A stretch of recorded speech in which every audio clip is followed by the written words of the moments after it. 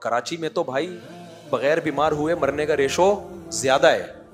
اتنے ڈاکو ابھی دیکھنا عید کی راتوں میں تو یہ دھوم مچی ہوگی, ڈاکو ابھی رائفلیں اپنی صاف کر رہے ہیں. رمضان کے آخری عشرے میں عید تو ڈاکوؤں کی ہوتی ہے, جنازے اٹھتے ہیں آخری عشروں میں. ابھی ہمارے جامعہ رشید کے ایک استاذ کو ڈاکو نے گولی ماری ہے, جوان ینگ استاذ. اور ابھی دیکھنا حکومت 27ویں رات میں نا دعاؤں کے بجائے بد دعائیں زیادہ کرو. جب ختم قرآن کا موقع آئے گا نا, ان حکمرانوں کے خلاف جنہوں نے ہمیں اس عذاب میں ڈالا ہوا ہے, ان بدبختوں کے خلاف, جس کے گھر میں جوان موتیں ہوتی ہیں, اس سے پوچھو اس کے بچوں پہ کیا گزرتی ہے, اس کی بیوی پہ کیا گزرتی ہے. اتنی موتیں ہوتی ہیں کراچی میں رمضان میں اور رمضان کے آخری عشرے میں, کیونکہ لوگوں کے جیبیں بھری ہوئی ہوتی ہیں, شاپنگ کر رہے ہوتے ہیں. ڈاکوؤں کا راج ہوتا ہے, حکمرانوں کو اس سے کوئی غرض نہیں ہے. چند سال پہلے رینجرز کو اختیارات دے دیے گئے تھے ڈاکو کو شوٹ کرنے کی. کراچی میں فوراً کیا ہو گیا تھا, امن.